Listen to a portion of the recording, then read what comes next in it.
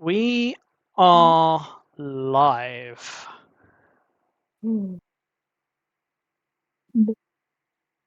I say we're alive, but this lot seems to be rather quiet today. So, with that being said, I'm not. Hi. cool, excellent. I mean, they did say they were going to try and throw me off. Being silent was not what I expected. Oh, Well, expect the unexpected. Yep, Sorry, next time we'll all shout right at the top of our lungs. perfect. So, with that being said, hello and welcome to tonight's stream of Dice and Destiny.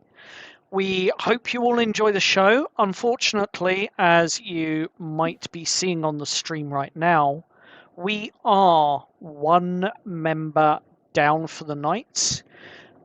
We wish her all of our best and a speedy recovery. She's feeling under the weather and is unable to make the table. So, unfortunately, we will not be hearing from Aurora in this session. For the purpose of this session, however, I will be performing any actions that may be required, but there will be very little in the way of conversation because even as the DM, I have not yet learnt her accent or her mannerisms. And before you ask, I am not even going to attempt to do that Mississippi style accent because if I do, I will embarrass myself and Lou will never forgive me.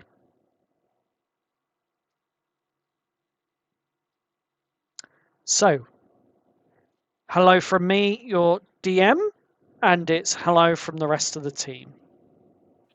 Hello.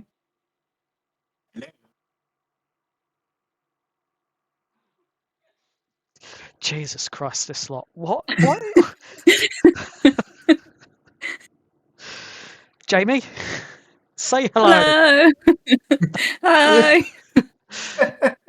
Christ. Right. Shall we get into the recap of what's happened in the last session? Yes. Okay. Ooh.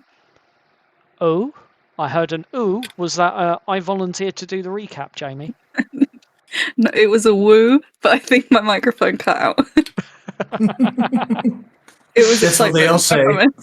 Yeah, that's what they all say. Okay, fine. I will do the recap for you. So, long story short, as this is a recap, the group of individuals met at the Lake District for a camping session over a weekend in order to finish a game of Dice and Destiny, which for the purpose of this was our D&D Inception in order to skirt around a few details. We had to make it interesting, and that's what we came up with without changing the whole face of D&D. But more to the point, they set up camp, they were relaxing, they cooked some picked mushrooms and some sausage, bacon, I think. They was definitely bacon. Yep, definitely bacon. It was very good bacon. And we also had one of the members of the party drinking from their glamping kit that they had, cups of tea that was freshly boiled with fresh bottled water. I make no apologies for drinking tea with fresh boiled water. I'm not going to use stream water. And that's quite understandable, especially in this day and age. However, after breakfast was had, D&D, or their Dice and Destiny game, began. And the wonderful DM, Chris, of the party, was hosting his penultimate and final sessions.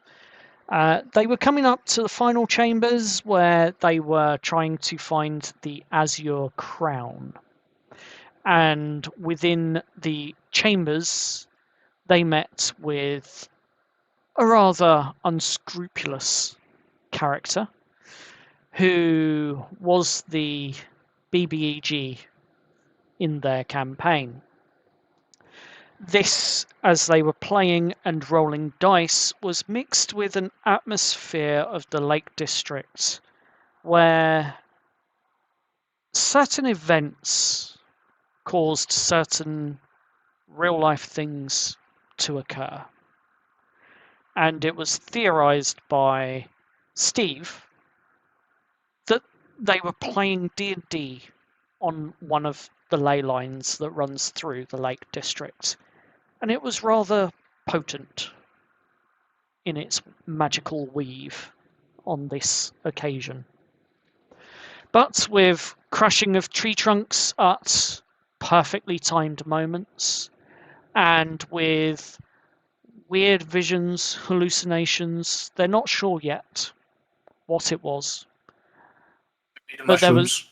could have been the mushrooms, but it was definitely a manifestation of an obsidian D20 and a lightning strike that made you all feel like you had died and were walking towards the light at the end of a tunnel. Whilst you were in that tunnel, you each had your challenges or questions or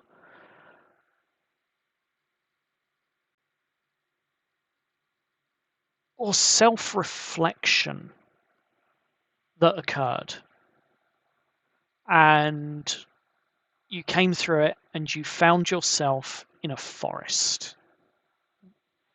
It was evening, though, when you came to, and the sun was beginning to set. You met with a passerby whose name I recall was Gaston, and he came from a small place called Chesterton and was headed to a town called Ironstead. Some of the members of the group theorized that you were in a big LARP and that this guy was dedicated to his character. Others of you theorized it was time travel. And one of you had another theory altogether, that it was a mass hallucination on mushrooms that were picked by Steve.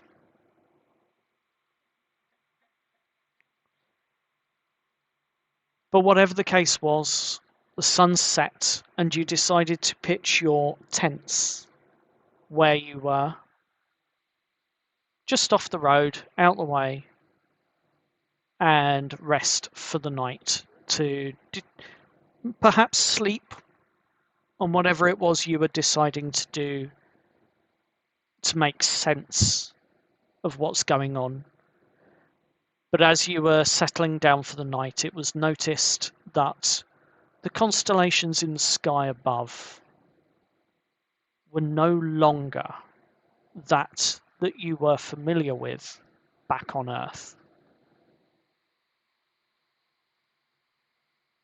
The night passed peacefully, and you all begin to wake up.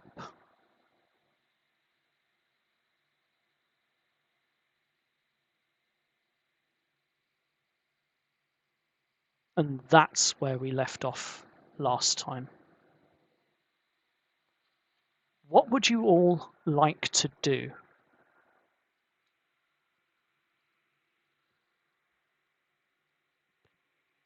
Well, Steve is obviously gonna start a cooking fire. Okay. Jess is going to make tea. Okay.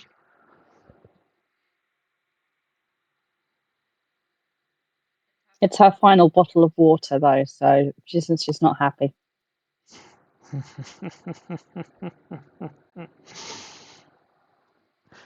What about the others?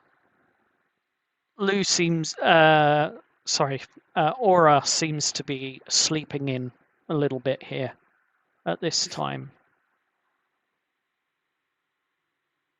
I'm gonna Chris drag myself is- up enough to be yeah. awake and shove my glasses on, and I'm awake, just about Okay. lucid. And Chris? Chris will probably be going. Will be kind of looking around the area. Just probably collecting just some extra bits of firewood for the fire for a fire that's being built, and like just kind of seeing the kind of they know what area they're in, like obviously because they were looking around a bit Yeah. yesterday, but it's just trying to like looking at the road in a better light, like just seeing where the easiest part where the easiest like way they can go is. Okay. Let's have the first roll of the game then, shall we, Chris? I would like you to roll me a survival for the firewood, and I would like you to roll me perception for your looking around and looking at things. That is a you said survival for the firewood? Yes.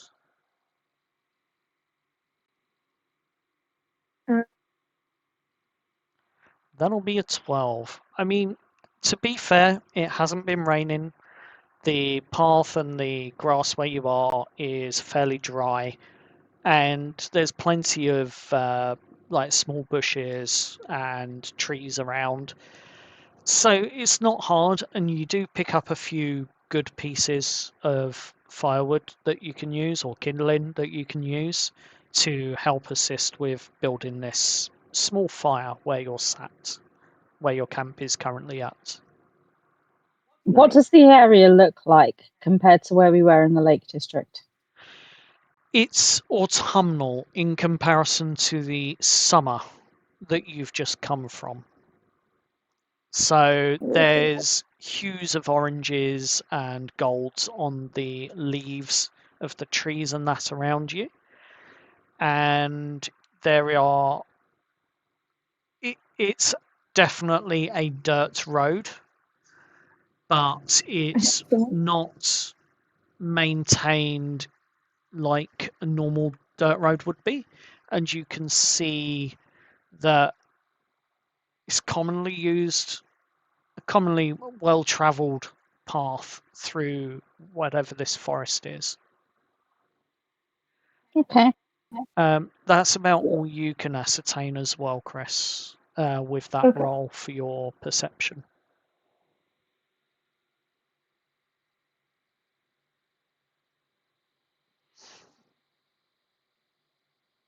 After that, Chris would probably just go back and start helping with the fire. Just probably grab the stick along the way just to kind of poke at it to help soak it. Fair enough. Jess will come back and hand out cups of tea to everyone that drinks tea And sit by the fire. an Aura groggily wakes up and accepts a cup of tea.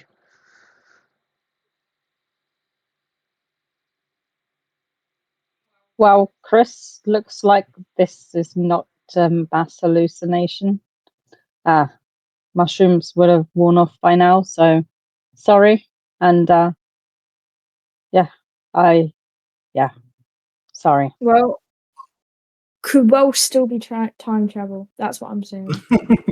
Yeah, Well, I'm thinking- let bygones be bygones. I don't blame you for thinking it could have been the mushrooms. Yeah, I can't explain it. How do you explain time travel?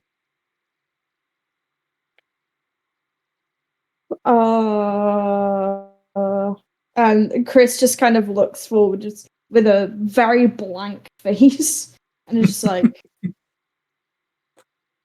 uh,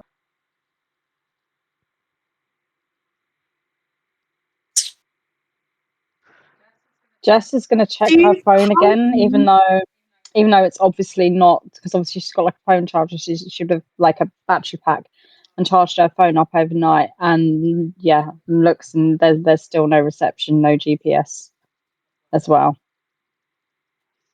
So Nope, nothing. But Chris, if it was time travel, surely the constellations in the sky would have been the same. Well, actually, after depending on how far back we are, over time stars do change. Huh, I didn't know that. well, if we were to assume it's not the mushrooms, it couldn't be time travel. Maybe it's some kind of isekai, where in anime you get transported to a whole different world and such. Like that slime one, right? Yeah, exactly. Okay, yeah, but maybe maybe Aurora's right. Maybe we have died and gone to hell. This is some weird kind of hell, and I'm not religious, so Well, surely if it was hell, there'd be fire. what I was gonna say, in those isekais, usually something bad's gonna happen. So maybe tread with caution. You hear hooves coming Um, up the roadway from where you are. Oh no! I jinxed it, No, didn't I? no, remember the guy from yesterday. If this is another LARPer, right? Then I would say that we get them to give us a ride to wherever they're going, because then if there's a main area for LARP, then they'll have contacts and we can get out. They And might we have can borrow reception. someone's phone and they'll have reception. Oh, that's such a good idea. Yes, yes, and we can finally leave this place and go back to. Can we go back to virtual after this, like Discord and all of that, rather than whatever this is? Think I so. don't know. I kind of like being out here. What about a game store? We could find a game store to do it in, and they'll have coffee, tea, drinks, and it'll be in a city where there'll be reception on our phones. I mean, I got some coffee in my pack. I don't drink coffee, I only drink tea. One more for me then. Chris is just laughing at this point. Oh, But again, what I was gonna say, we should tread carefully because we have no idea what's to follow. Well, let's see this laugher person and see what they have to say for themselves. Who knows? They might make more sense to this Gaston and Break character. as you finish saying that, around the corner appears a rather elegant looking figure. They do happen to have elven like ears, but they're about human sized. They've got long blonde, almost white hair, but they do not look a day over 25. With silvery eyes, a thin, almost perfect nose, and lips that are not pale, but not too dark against the skin either. And yes, for the record, they do seem like they have some form of eyeliner on. The robes that he's wearing are silver in their colour, with a black beaded trim. And the robe flows quite elegantly around his form. He's quite slender, seemingly more agile than strong, from what you can tell of his appearance. But he holds himself quite high in his stature and posture, very straight-backed, almost like an air of authority, as it were. He is riding on horseback, saddle made of leather, and the horse is a white steed. And as he comes around the corner and you spot him, he stops, pulls his horse to, and his horse whinnies and raises its front legs before coming back down to the ground with a clomp, and then settles in.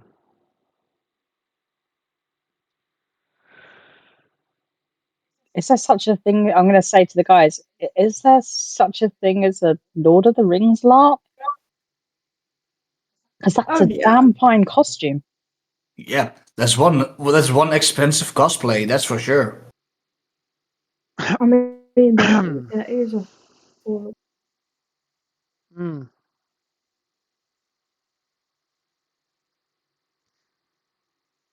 Hello. Ah, you speak common. Hello. Hi. Common. Sure. Hello. You appear to be from another place. Yes, I'm from London. Huh.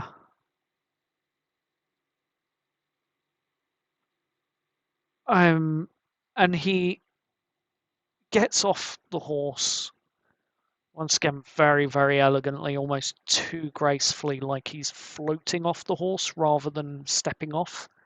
It is so smooth, his transition to the ground. And as he walks towards you, the horse looks up at him and almost gives a knowing nod and stays perfectly still. Jess is going to step back the closer he gets to her. She's just going to kind of back off. She does not like being approached by random people.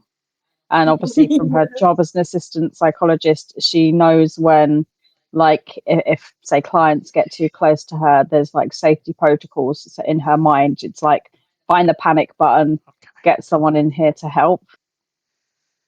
As you start stepping back, he stops. I mean you no harm.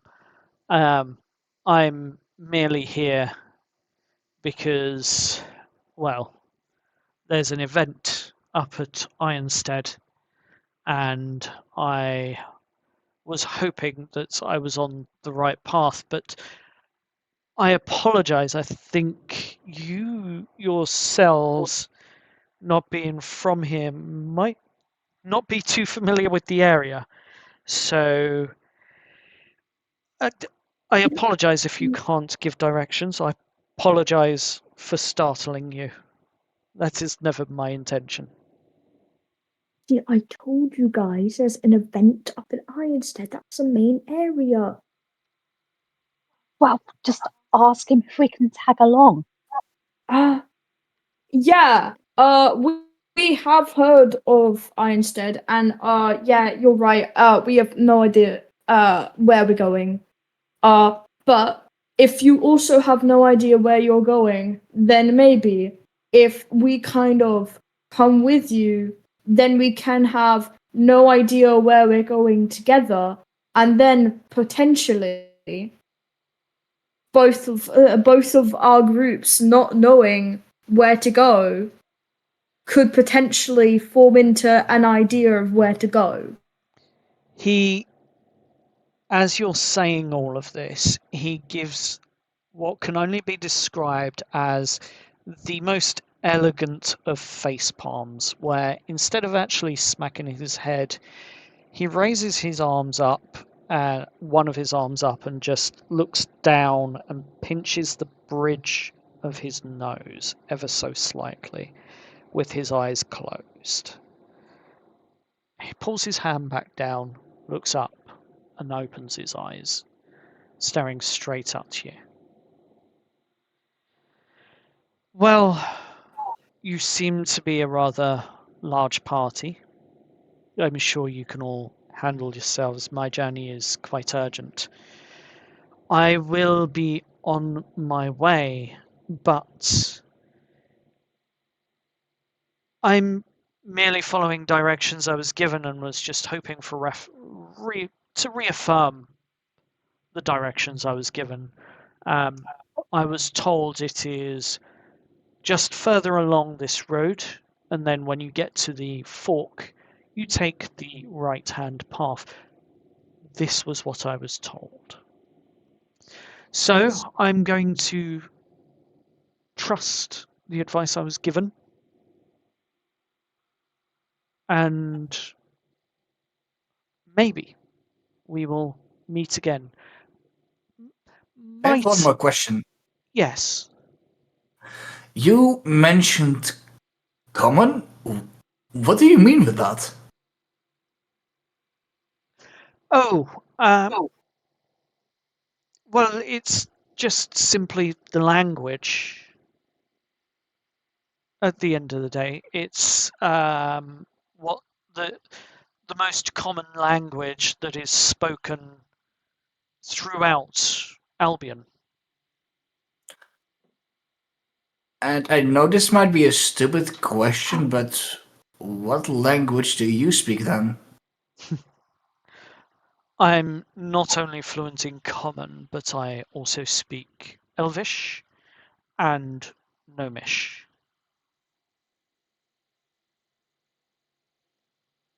I know this is a weird request, but could you talk in Elvish for us? We've never heard it before. You start.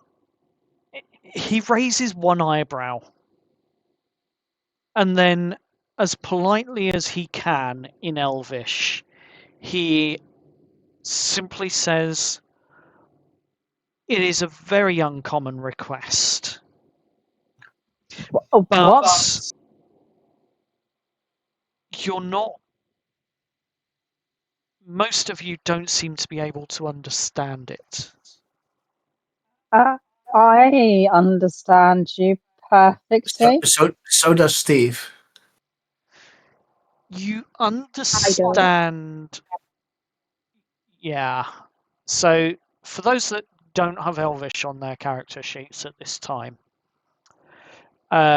what you're hearing sounds like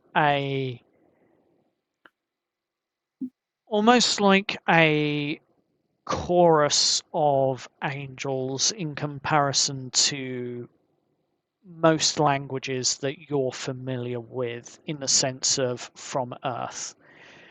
It would be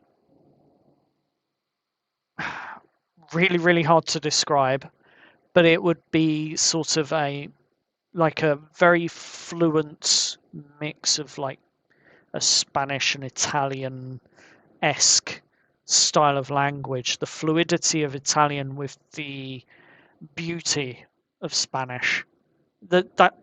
That's how you would describe it for those that don't understand it. For those that do have Elven on their character sheets, I need you both to roll me an intelligence check. All right. The DC on this is going to be a 16. I didn't make it. 17. Oh, that's a saving throw. Damn it. Excuse me. No, I need a check, not a save.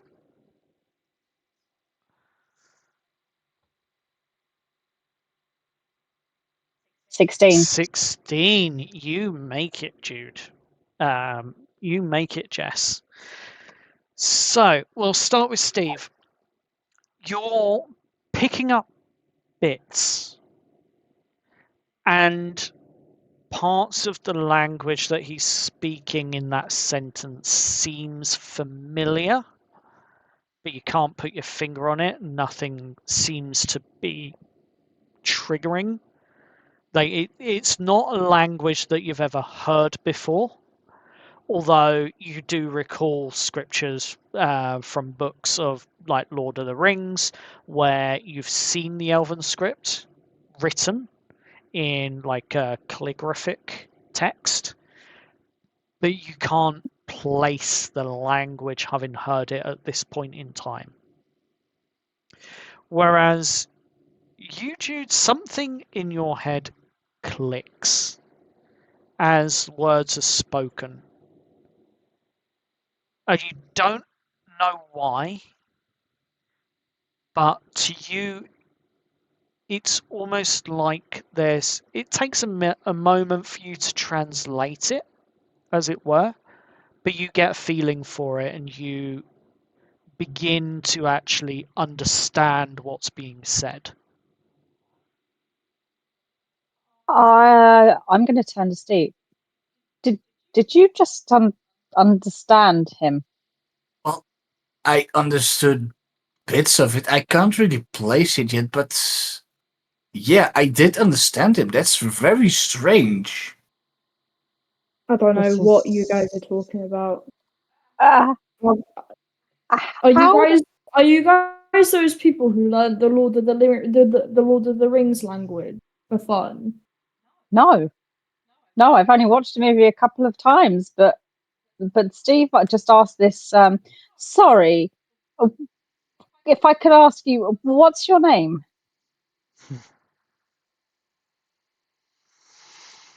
Let me guess. You would like the Elven name?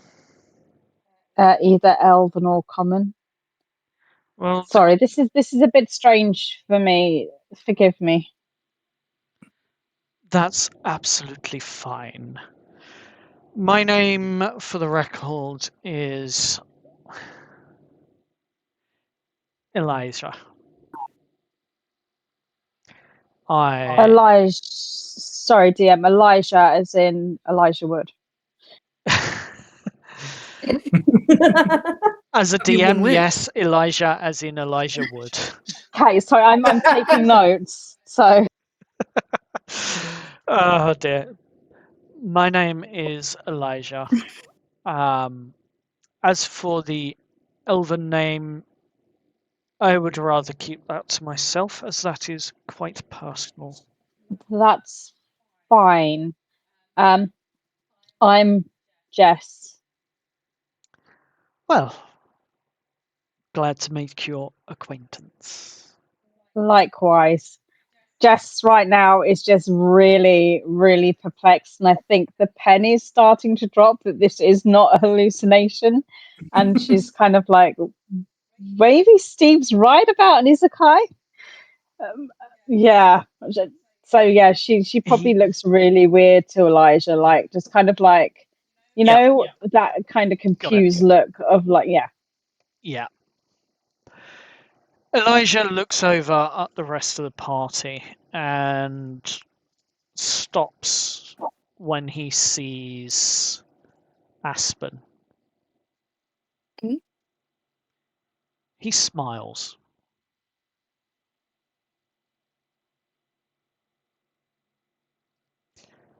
I Hello. see. You have a quality of someone that prefers to observe rather than offer straight away. Perception of wisdom about you. Tell me, what's, in your opinion, has happened. And forgive me, but I ask this because as I see your party here has some very strange decorations that you sleep in, and you wear very strange attire. The other reason I ask is because you mentioned that you were from a place called London, but in all of Albion, I have never heard of such a place in any of my travels. Closest is Ludinian, that is up north. Is that possibly what you meant? No, we mean London. I mean, we've been toying with a few different ideas. Time travel was definitely one of the main ones. Made the most sense. Or mushrooms that made us hallucinate. I What certainly else was hope it? that you're Isekai. not. Well, we don't think that anymore because we would have slept it off, I think, and we're still here. So we're starting to maybe think that it's not that, but we toyed with isekai, something like that, but Okay. we're here and we're not from here. It sounds to me like you've got a long journey of discovery ahead of you. But not being from this place, interesting concept. And I dare say it wouldn't be the first time I've heard of such stories in all of my 250 years.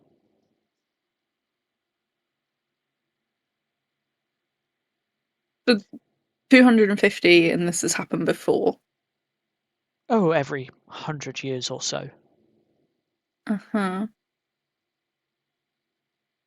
So it has happened before then. Yes. Do you know what happened with them? Well, you see,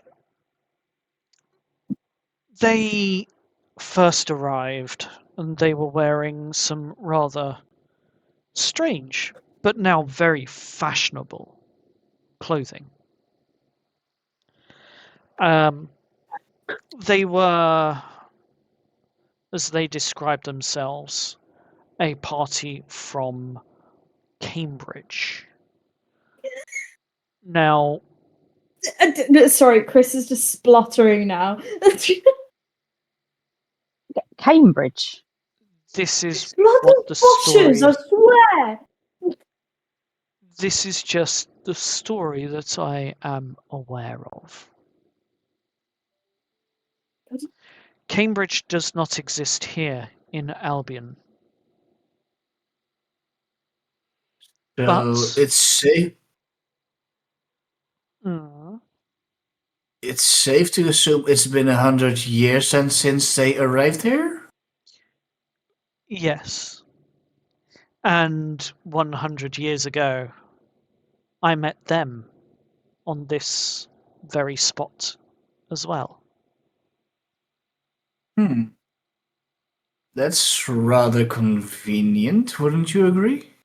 Yeah, do you come through here often? Is this event like a frequent thing? Because I thought you were on your way to an event and you didn't really know where you were going, so it seems strange that you would be on the same path. I am on my way to an event. I believe that I may have just arrived, and I think you have confirmed that for me. But long time ago, I was coming through this path about 100 years ago, coming across this path heading to Ironstead myself. It was a much smaller town back then. And I happened upon a couple of Well, very dazed and confused individuals. They were camping here, as it were. It's the very spot that you're in. This is only the second time, but I wanted to see because after I did a little bit of research, I found that every 100 years or so, at least every 100 years or so in our time frame here, someone or something gets pulled in, as it were.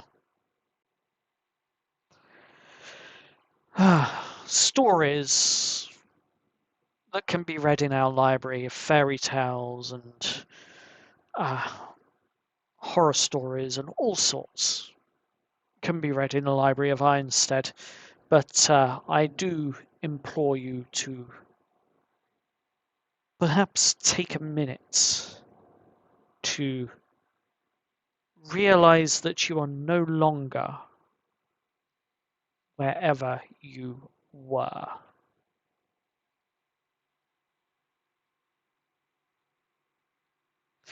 Now, I don't know where you've come from,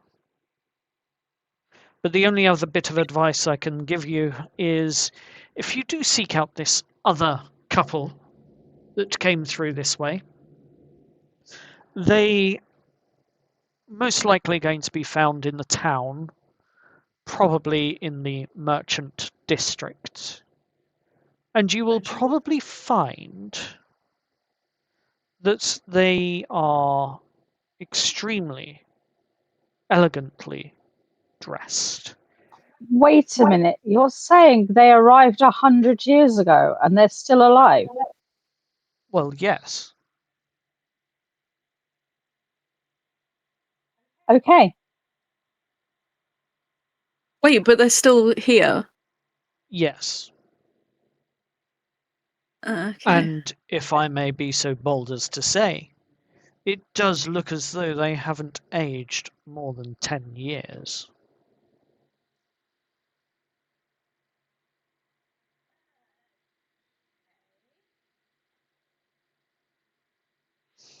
So, whatever your secrets are with time and aging, the only other race in Albion that ages as elegantly as they are the elves. My kind. Anyway,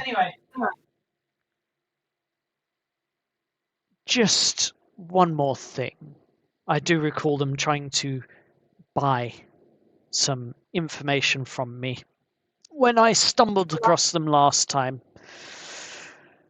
They had some rather strange currency that we had no idea what to do with. So if you've brought any currency across from wherever you've come from, do not expect to be able to use it here.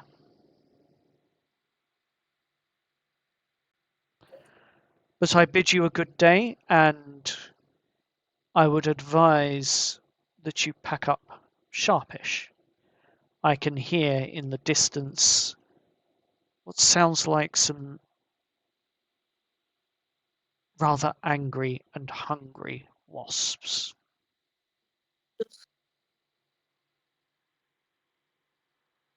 And with that, he gets back up on his horse. He bids you all farewell, and he begins to ride off. Wasps. Angry and hungry wasps. I mean, there's certain wasps in general. I don't want to be around wasps. I've got some bug repellent, that might help. I think we should pack up. I think that's probably our best bet. I think that's a good idea. Okay, you pack up your things, you get yourselves ready, and just as you finish packing up. It's been about 20, maybe 30 minutes gathering your stuff, putting the fire out, rolling up your tents and bedrolls and sleeping bags and what have you.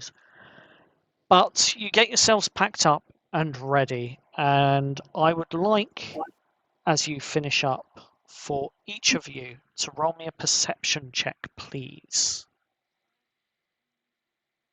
Oh. Oh, I'm rolling excellent today. I mean, I'm rolling even worse. Natural 1 for a total of 7. Okay, it can get worse. Much worse. Oh dear. I did warn you my dice rolls are always terrible. You did, but I've never expected them to be that bad. So, 17. ooh, we have one with a 17, do we? We do. Somehow. Awesome. You're the only one that hears it. Oh. Rather large. Wait, is it? It's a check, right? It was a check. It was a perception check. Oh yeah, gotcha. A rather large, angry sound, buzzing, a little bit of ways away, but it is getting slowly louder and closer. Guys, I think the wasps might be on the way. They're getting closer, so we should probably speed things along if we can. Yep. I agree, that's a great idea. I guess we should head to Iron instead. Yeah, I think that's the safest option. Mm. Yep. Okay. As you begin your travels along the path, the buzzing still getting louder.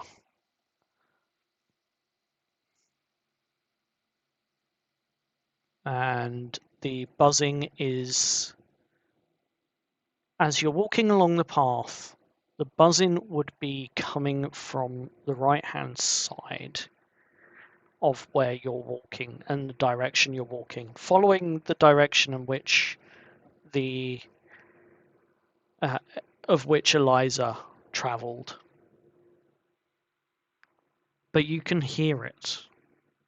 You can all begin to hear buzz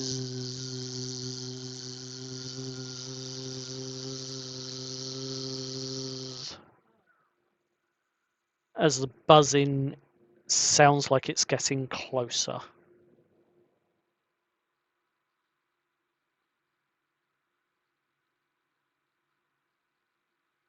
All right, What's guys, road? please pick up the pace. Yeah, we want to move. Okay. Yeah, let's move fast. Okay, so you all begin to pick up the pace. And it's understandable. You're in a strange place. You've been warned of angry wasps. You've met some rather strange and insistent people that you're no longer where you were.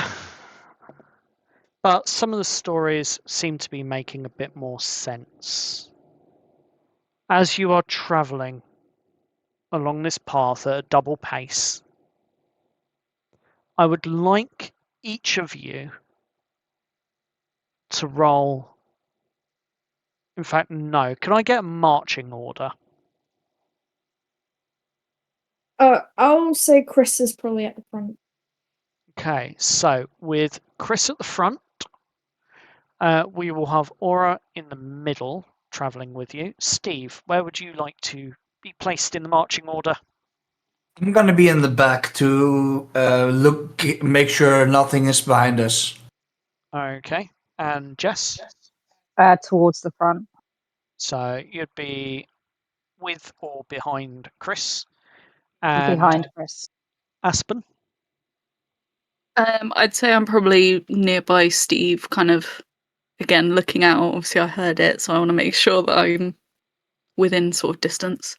Okay, so we have multiple people in the party looking out. So what I would like is for someone to roll a perception check with advantage as you're working together, to keeping your eyes open, and you can hear roughly where it's coming from. So it's not going to be that hard to spot when and if you spot them. I can do that. I was about to say I'll do it. I've got a in mind. That's an 18. Oh, I accidentally rolled. Well, I didn't mean to press it. we will take Chris's roll because Okay. it's a 22. Okay.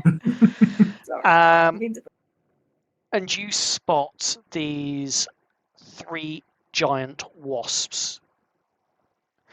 They are indeed on your right hand side, and they are indeed giant.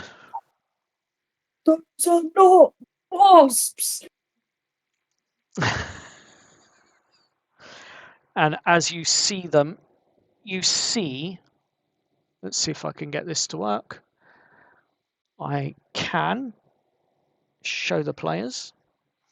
You see these black wasps with rather menacing stingers with a yellow bodied yellow jacket, and they look huge. We're talking they're flying about 5 foot off the ground at this point, straight towards you. Their stingers are poised and appear to be ready to sting you, and they are about the same size as a medium-sized dog. We're talking maybe a German Shepherd in size. Well, it's been nice knowing you all. I would like everyone to roll for initiative.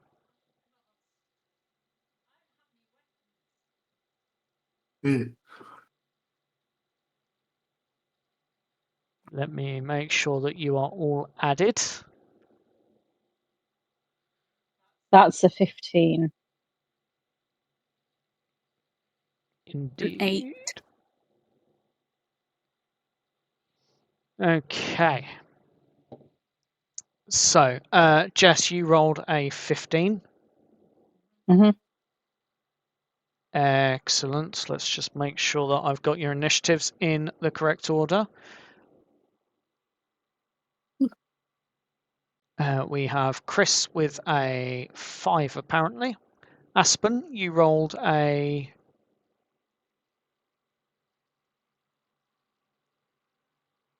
I rolled physically. I got an 8. Would you rather I roll in the virtual thingy? 8 is absolutely fine. Aurora, I Aspen will... got an 8. What's your dex, Aspen? Probably higher than mine. The like base stat or the pluses? Yeah, your base stats. 16. Yeah, you're higher than me, so you go first then. Okay, doke. Okay, so we have everyone in initiative, and at the top of the initiative roll is actually going to be Jess. Oh no. Wow, since none of us have weapons and I don't have magic, I'm going to hide. Is there a bush nearby where I can hide? Or find a stick to poke? No, let's not poke it with a stick. I'm going to hide. You... I got a Yeah. I got a kitchen knife if someone wants to use it. You're going to have to get it out first, but yes. You do spot a bush to the side where you are. It's not a big bush, but you can try and hide if you wish. I will try and hide.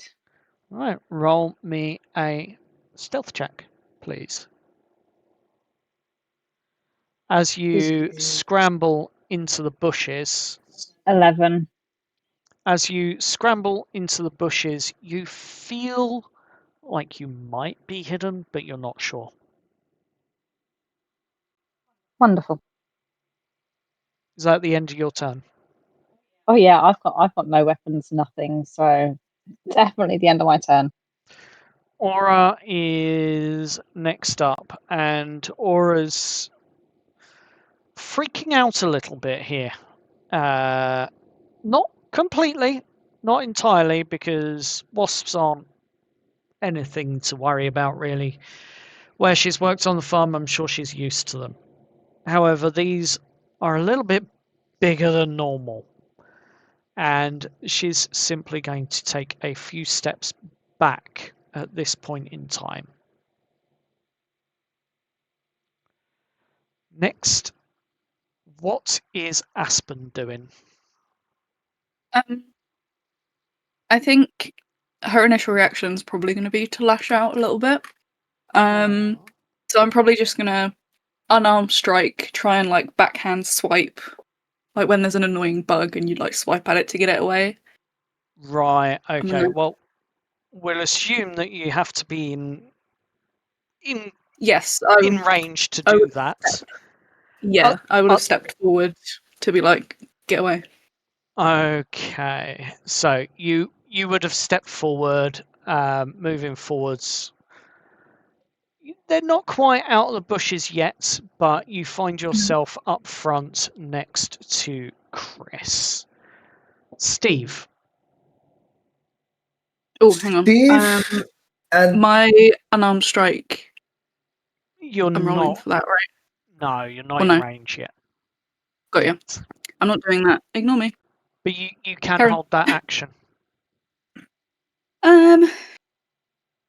Yeah, why not? I'm already like flailing at it almost, not flailing, like fanning at it, so I guess. You're I'll hold it. getting ready to give it a good backhand. Excellent. Yes. So, Steve, your turn. so for Steve, at this point, he is starting to click things together. You know, he's not in this. He's in this other world where he is being attacked by giant wasps, but something comes back to him about him having the potential for magic. Okay. So he's going to stretch out his hand, and he's going to be like, "Please make this work! Please make this work! Please make it work!" And I'm going to try to cast a spell. Okay. And what thoughts, feelings, or emotions are running through you as you're trying to cast whatever this spell is? Bearing in mind, it's not something that you're familiar with, so there is going to be a challenge here. Yeah. Well, the initial feeling, a bit of fear, but more and more the feeling of needing to protect our group from this threat.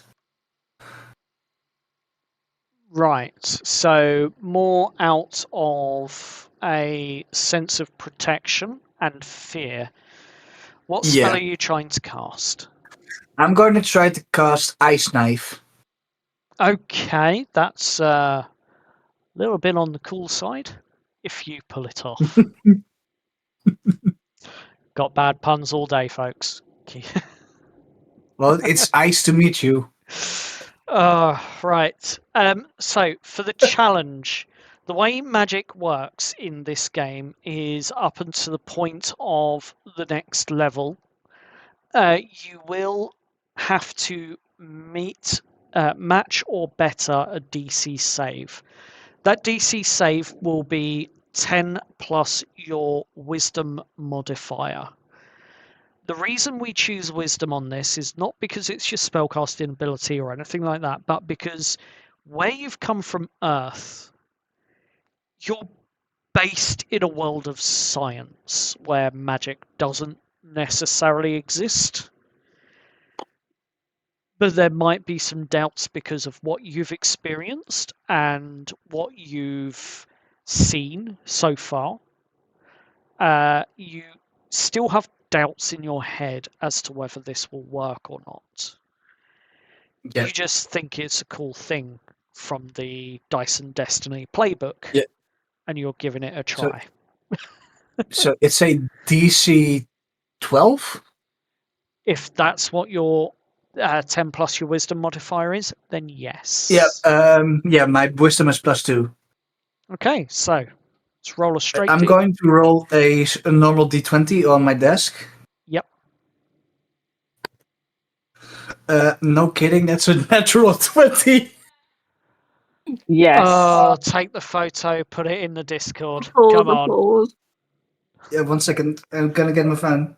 But with a natural 20, you recall the coolness of how you last tried to cast it in a game of Dice and Destiny, and it just flies out from your hand. It straight towards the first of the giant wasps. So, with that,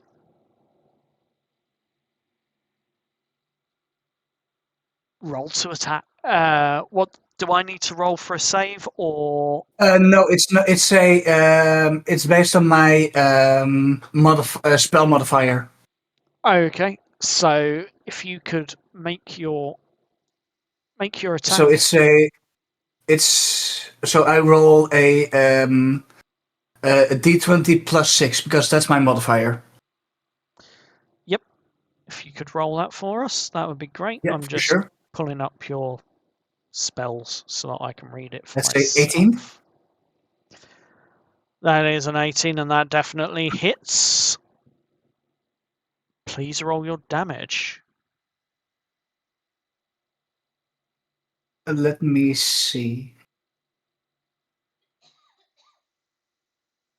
All right. So that's 4 points of piercing damage. Yep. Yeah, piercing damage, and I'm going to center it around the wasp in the middle. Oh, okay, fair enough. I will just swap them over. So each creature within 5 feet must make a Dex saving throw. Dex save. DC 14. So the first one is a 16. That passes. Yep. They're all the same, so I will just roll another one. Second one is a 10. That fails. And the third one is an 11. Then that also fails. So It's only for the two besides the initial one I hit. the initial Because one you hit saved anyway.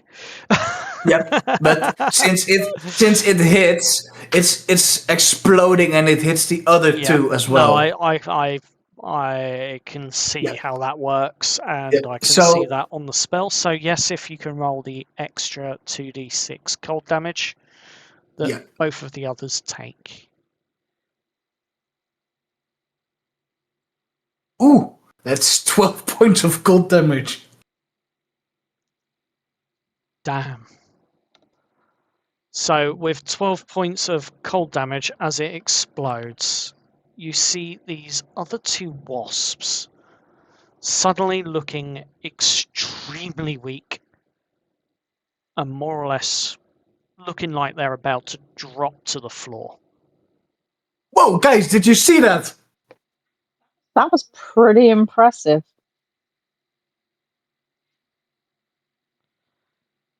So, Chris,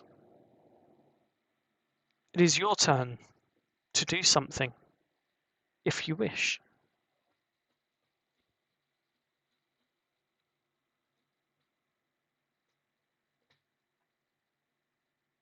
Chris.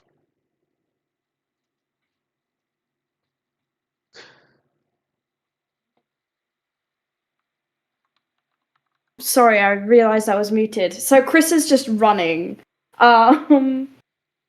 Chris is running. Chris is running. They're really not that fond of bugs.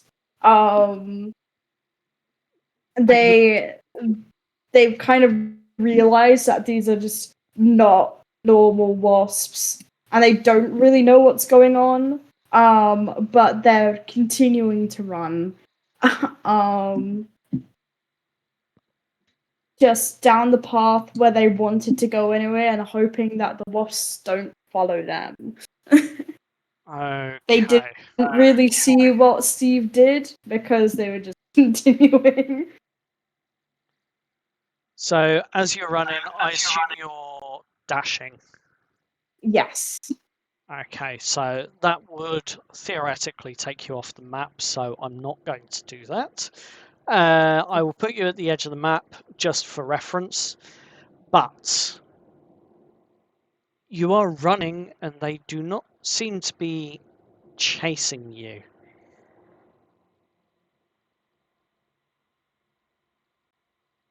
And it is now one of the giant wasps that's on 1 hit point, like looking almost like he's about to die in that regard, is going to give a faint-hearted buzz, turn, and flee.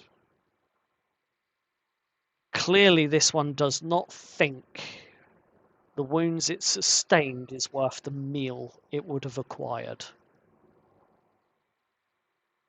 Yeah, that's right. Run away. And he Or fly away. flies away. Slowly, but he flies away.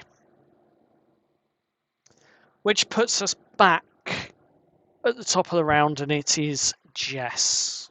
What do you want to do?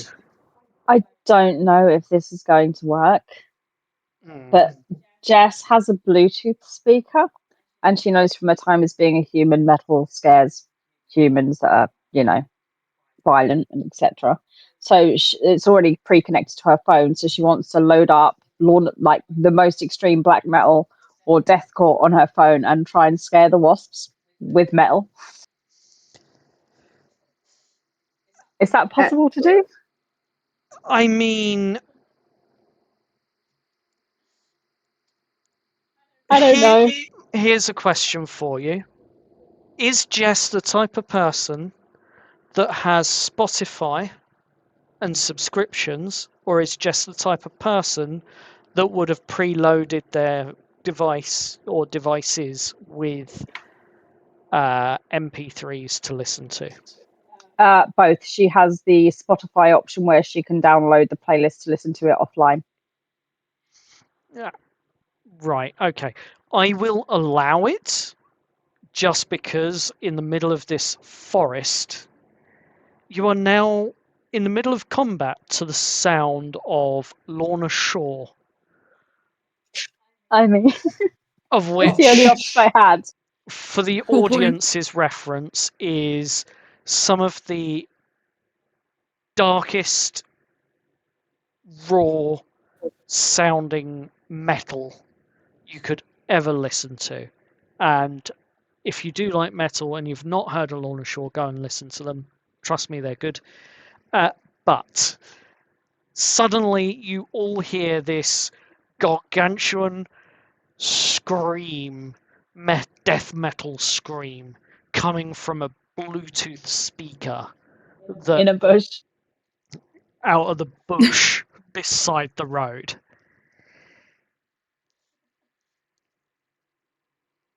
Does it scare the wasp? I'm going to ask you to roll an intimidation check on this. I am so sorry. No, you're not. 13. On a 13. Oof, okay, let's do this properly. Oh God.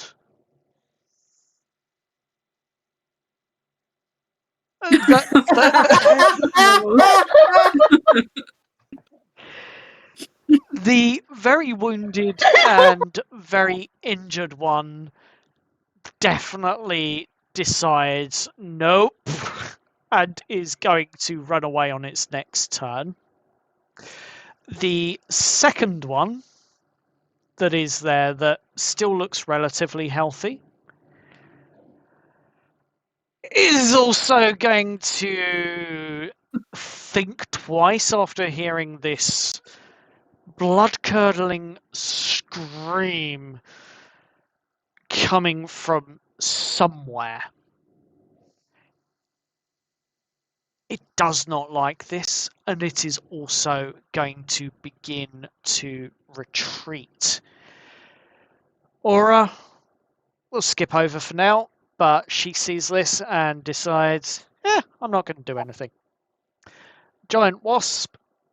So the first one that is scared is going to actually fly away, as will the second one.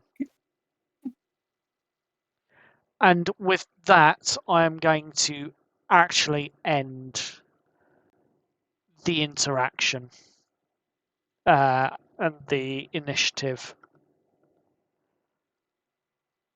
Well, well, who'd have thought it? You can scare wasps with Deathcore. More important, guys, did you see what I just did? That- Chris is off in the distance, just like hands on their knees, just like bent over, just like taking a breath. You okay there? Huh? Are the wasps gone? Yeah, they're gone. Yep. Good. Not a fan, I take. Can I just say, I'm going to admit that is not what I expected. I had no idea what to do. And you used what you had. Well done. Expect the unexpected. I'm still trying so hard not to die from laughter here. Well, with the encounter over, you regroup and you begin your conversations as you continue walking and talking along the path towards Ironstead. Floor is yours. So, Steve, what was it you did? I didn't So- see anything. Yeah, so when we first got here, I was told I have the potential for magic. By who? You know, a flaming swordsman samurai. Nothing special. Right. Uh-huh. But yeah, I think that was probably the mushroom. Yeah. I'm not quite sure yet. But either way, it, or whatever it was, told me I had the potential for magic, so I started to do something I didn't think I'd be doing. Which was believing in something greater than science. Yeah, I know. I'm still unsure what to think right now. I just scared wasps off with Deathcore. What I is mean, thank going God you brought on? your speaker. Well, Say that again, Jamie. it's only two. Sorry, I had food in my mouth. Thank God you brought your speaker. Yep, and a solar charger as well. I don't think we're in Kansas anymore, guys. Also, you said you didn't have a weapon, right? No, I have no weapon. Well, it's not much, but I can lend you my kitchen knife. I mean, I'll take a kitchen knife. That could help. As long as you give it back. Yes, of course. DM, would a kitchen knife act as a dagger? For the purpose of this, yes, it's exactly the same as using a dagger. Okay, cool. Thank you, thank you, Steve. I appreciate it. Yeah, no problem. Do you think Chris, was this any of this in your game? Have we fallen into your game like Jumanji? Does Chris remember it? I can't remember. Does Chris remember anything like this? Well, Chris was the DM of the D&D game, Dice and Destiny game. It was also over 10 years ago. I can't remember how you guys started, man. I don't know. Roll, I didn't have a place called Einstein. roll an intelligence check for me, please, Chris. It was over 10 years ago. That's my excuse. Uh-huh. An intelligence just to check. Yep.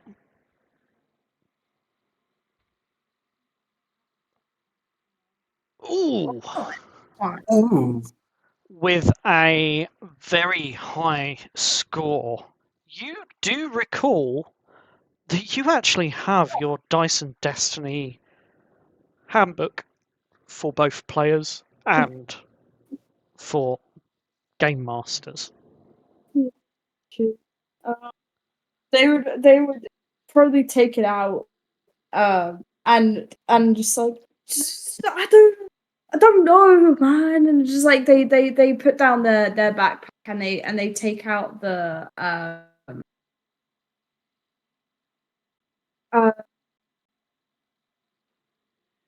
they and they would just take out their book and just start flipping through it for whatever Okay. The first thing you for any notes notice. they made. Yeah.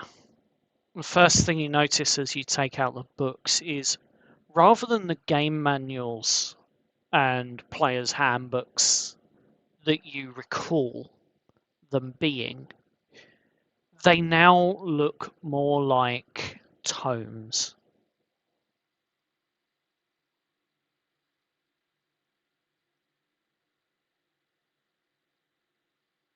They're brown, leathery, sealed with like a very, very old book, hand stitched in the down the seam of the book. Forget what it's actually called, the spine. It's like hand stitched, and they appear to be quite old now. And as you open the book, you can understand what's in it perfectly, but the words are not written in the same way as the Dice and Destiny handbooks were written. It now reads more as a tome, as it were, and as you're flicking through it, you're beginning to realize that you can't see beyond what would have been in the books level 1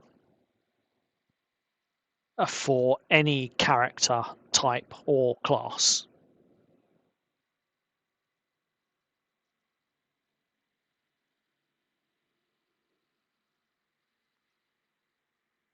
Chris would kind of look down and be like, "What the? Someone has tampered with my book." And they just and they just take a sigh and just like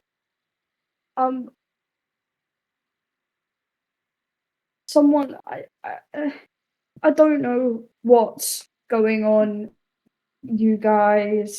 I'm sorry. Roll me a observation check as the pages fall open, please. Yeah. Is that just perception? Yes.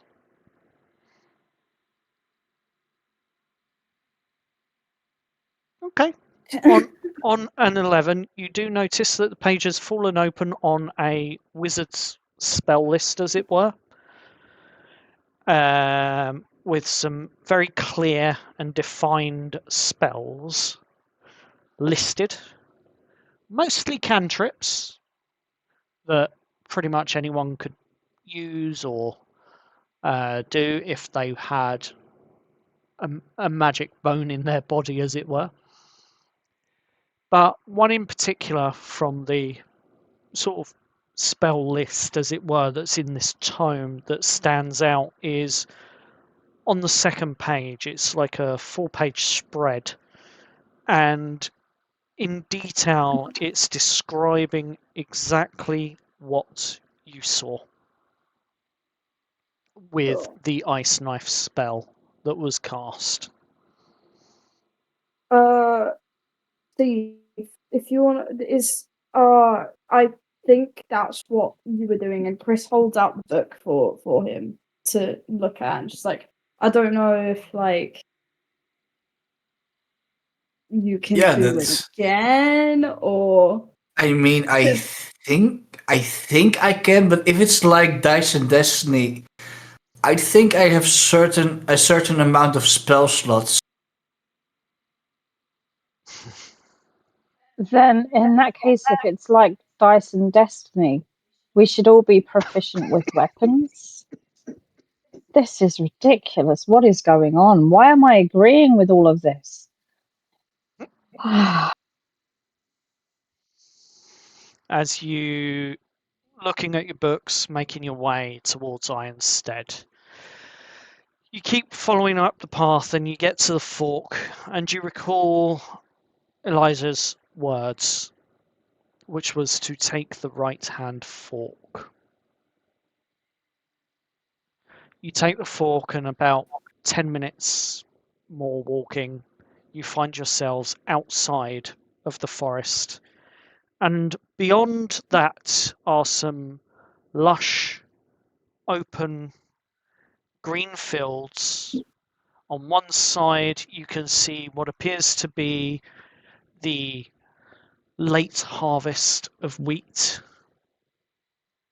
On the other side, just sprawling fields, grass, couple of animals, some livestock, maybe a few sheep, that sort of thing. And the rolling scenery before you. As you stare further down the road, you can see it's on a downhill slope. Not too steep, a nice gentle slope. And you can see that there are, off in the distance, what appears to be a couple of rather tall towers. You're not too sure. But you do see just beyond that the horizon, and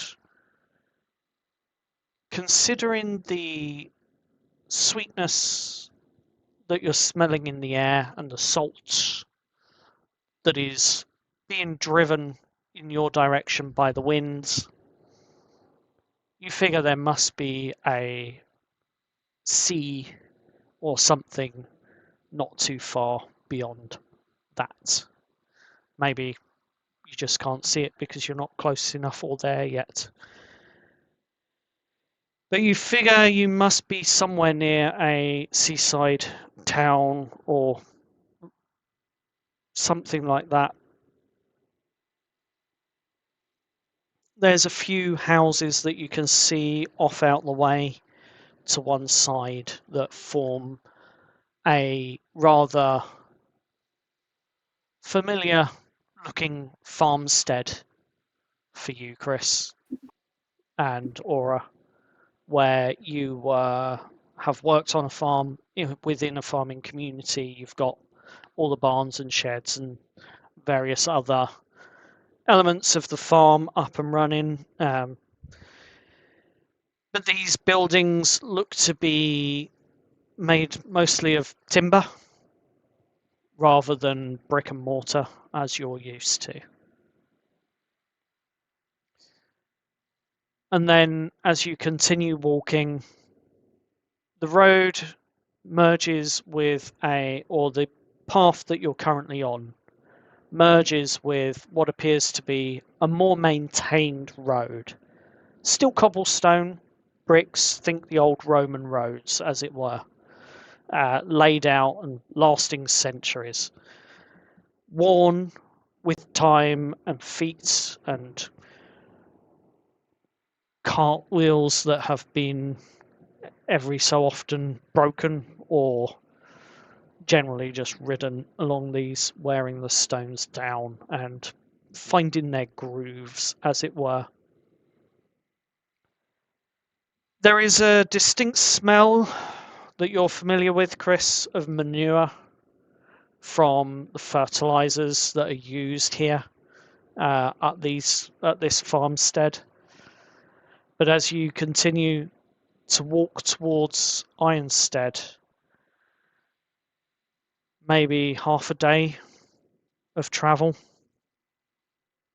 you find the road getting busier, people getting louder, talking, chatting, quite often a lot of them stopping and staring. But one thing that you all notice is that they all seem to have, as they're heading to or from this town, a more Victorian style of dressing in terms of their clothing.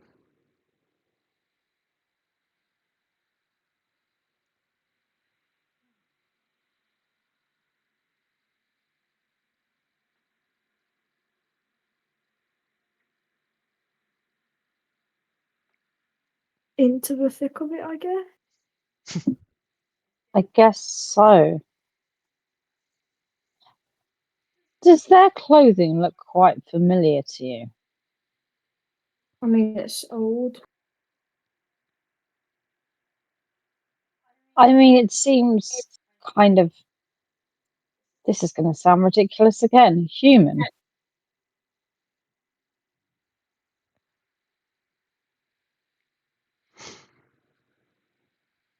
Like from, I don't know, the Victorian period, but in, and she air quotes, our world. I don't know. It just looks a bit old. I'm not that great at history, you know. Like, Do you want to roll a history check? nah. I don't. Do you want me Chris to roll a is just history check? You can if you wish. Chris never went to university. Ah. Chris also Natural 20 for a total of 23. With a natural 20 on your recollection of your history lessons, you spot indeed that many of the designs that you are seeing coming to and from and walking around are very, very much of the Victorian era. We're talking maybe 150 years past from your current time as it would be on Earth, where you came from. You're seeing very much a distinct development of the clothing styles, of corsets for those that have maybe a bit more money, of the not quite rags, but loose and flexible clothing that's durable, that workers and labourers would wear back then. And you definitely come across a multitude of different styles that are or were very, very, very popular.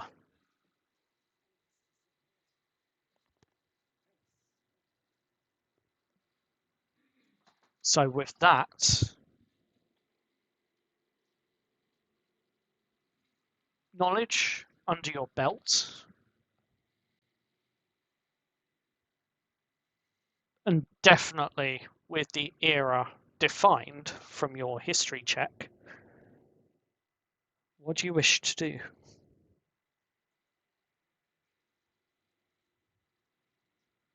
This is really strange. I'm sure it's like Victorian.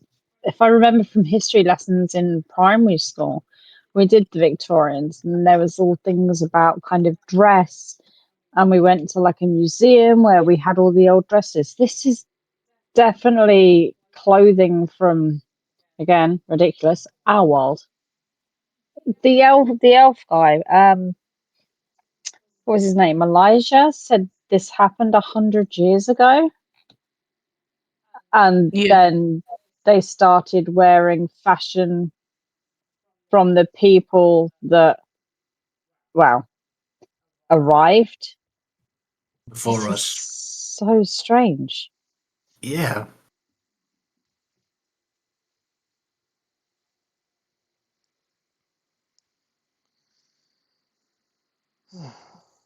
I have no idea what's going on, but this is getting weirder and weirder. It's a You bit. spot a merchant rolling past with a carriage, horse and cart being pulled along. It's closed. The driver of the horses that are leading this carriage is looking very sharp. Think like looking like a butler would.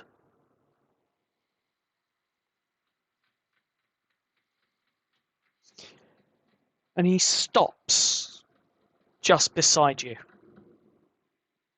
Horses neighing sheepishly as they come to a stop. And you see from the carriage a curtain being drawn back as a young woman looks out. Few moments later, out steps a woman wearing a rather nice looking pink frill I think it's called a petticoat. You know, the long ones that drape behind. And she steps out and she looks at you all.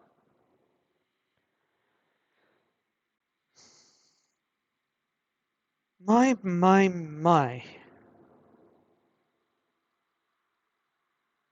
I have never seen clothing or fashion of this nature in my life.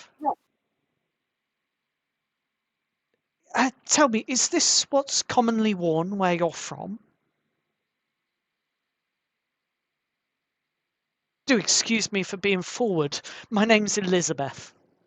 I should have introduced myself first. And she gives the most gentlest of curtsies she can. Well, I can't speak for the others, but this is definitely not what's in fashion from where I'm from. How shall I put this? I like to dress differently to what's popular. I feel like I don't know. I just dress pretty normally. Interesting. I mean, it looks comfortable, but it also looks practical. Would I'm so sorry. I am one of the fashion designers here in Ironstead, which is about another couple of hours away from here, in terms of travel. But I I please have you come to my studio so I can study what you're wearing, so that perhaps I may be able to design something for those that are, how shall we say, Or in something new. laborious jobs with something new. Yes, something that, from what it looks like, I'm not too sure, but it looks like it's durable, and I mean, it I has. can't. I can only I mean, describe them as pockets, lots of them. I can say that it is durable. I mean, I've been wearing this stuff for years. My God. And so I mean, yeah. Place I get them is like to really well done handmade stuff. So I know a bit about how it's well, if that helps. Hmm. I mean, I I mean, I can't say. I mean, I guess my clothing's durable. I mean, the rips in these jeans are deliberate. They're not. Yeah, they're deliberate. They're a fashion choice. a statement, would you say? Yes. Uh, sure. Interesting. Very, very interesting. Well, and she Is she in a one car? minute, and she jumps straight back into her cart, and a few moments later pops out with a piece of parchment in her hand.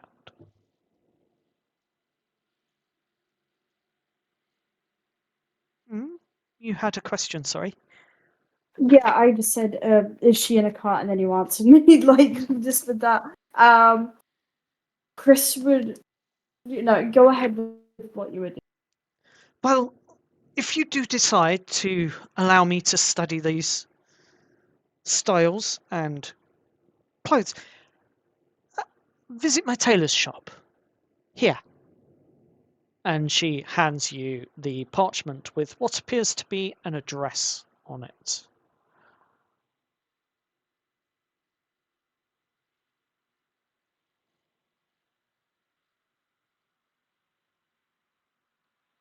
Well, would you potentially be able to? How much space do you have on your car? Oh, if you're Because asking, we've been actually trying to get to I instead. ah, I see. And pray, I mean, I have the space for all of you in the back of this carriage here. Undoubtedly, I have the space. I've had 7 people able to sit within the confines of my carriage, but alas, I'm not willing to do that and offer you all a ride for free. It's not necessarily for free. If we agree to let you study our outfits to then, I'm assuming you're going to make clothing and then sell it onwards, so you'd make a profit. Surely you can offer us a ride for that at the very least. You see a sparkle shine in her eyes for a moment. I want you to roll me a persuasion check with advantage.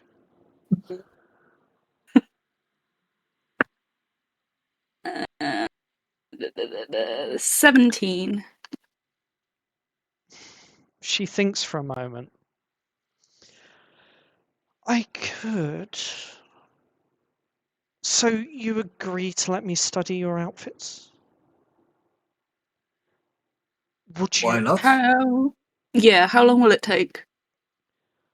Well, I can provide you with clothing in the meantime, but for each different style that you're wearing, it might take maybe a few days each to get the pattern, as it were, Hmm. and work out the best way of conforming your patterns that you have with your clothes to current styles and then moving it forwards to yes.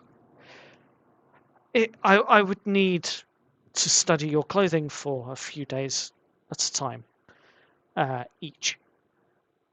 If you're going to be around for that long, that is. And I'm sure, as you seem to be fairly new here, there's plenty of tourism for you to, plenty of sights for you to see in Ironstead. And, well, with the recent elimination of the syndicate that was here, Sounds spooky.